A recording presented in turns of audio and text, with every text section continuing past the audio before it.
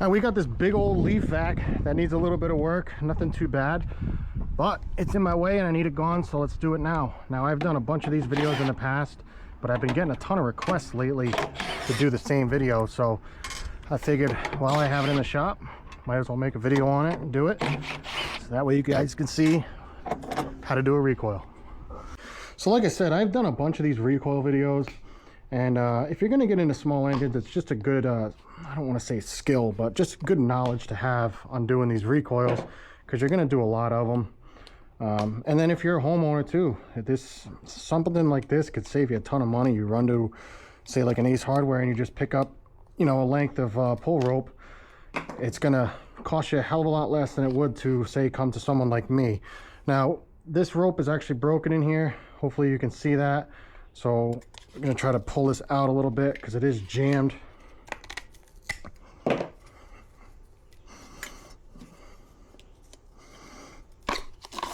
there we go. Once we get this pulled out, then I could pull it through this way, no problem. And there you go. Now, the most important thing to do when you're doing a recoil is to make sure you're going the correct way. Typically, it's going to be counterclockwise, but what you can do is you can take it and spin it, and if it gets that springiness and you let it go and it goes, you're going the right way. If you spin it this way, you're not going to get that spring tension. So we're going to spin this way and let it go. We get a release.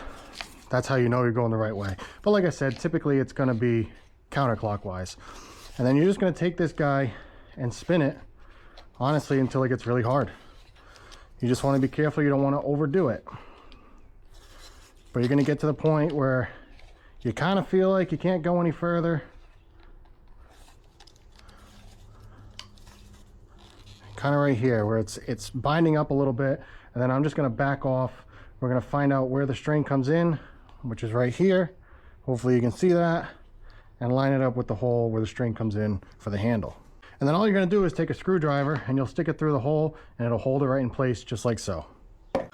Now, once you get your screwdriver in there, you're going to want to pick the correct rope. Now, I get asked all the time what rope size to use, and I carry a few different sizes. So this is number 4. This is what I'm going to use pretty much on any pressure washer, lawnmower, like push lawnmower, stuff like that. This is number 3. This is going to be on the majority of your 2-stroke equipment. It's a little smaller. And then where this one's kind of a big commercial machine where you're actually pulling over an entire fan assembly, I'm going to be going in with the number 6. It's a little bit bigger. It's going to have a little bit more strength because, again, on a recoil like this, you're not just pulling over the engine, you're actually pulling over the entire fan assembly. So you actually have to pull it kind of hard. So you want a little bit of extra strength in your rope. And then you're just going to take some sort of fire source and light the end of it so that way you can fit it through the hole easily.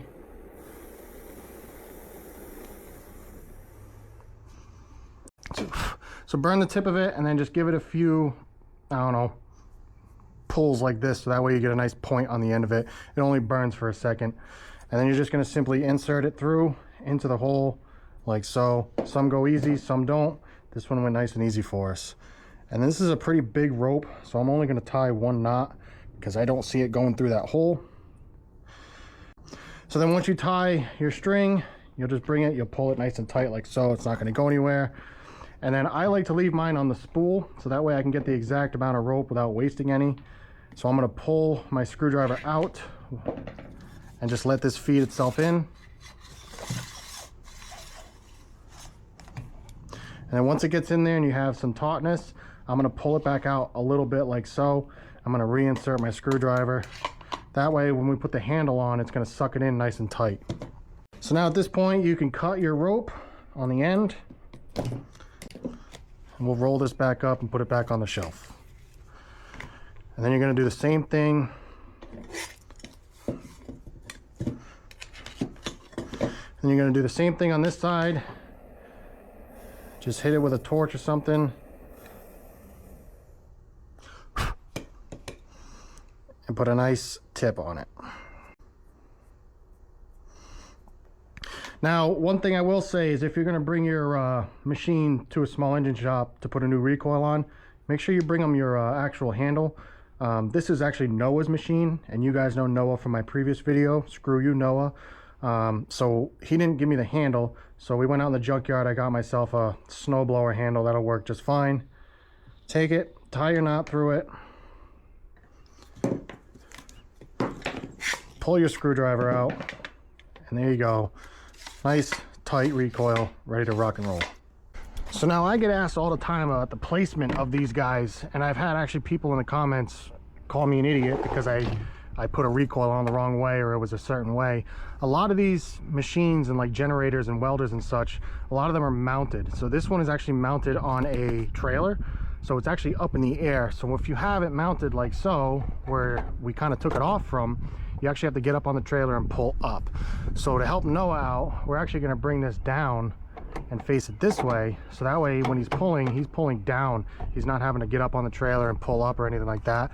I see that a lot of the time with generators, same thing. They're mounted on the top of a utility body, so they'll actually move the recoil down so they can pull it down and not have to deal with stepping up on the truck or trying to pull it up. These recoils can be put on any way, shape, or form. You don't have to put them on exactly how they came off. It's whatever's going to fit your needs.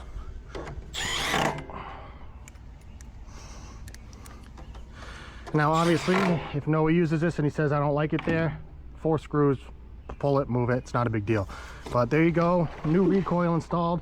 As you can see, like I said, it takes a little bit of muscle to move this over because we're moving that entire fan assembly down there. So it's not as easy as a lawnmower where it's just the engine.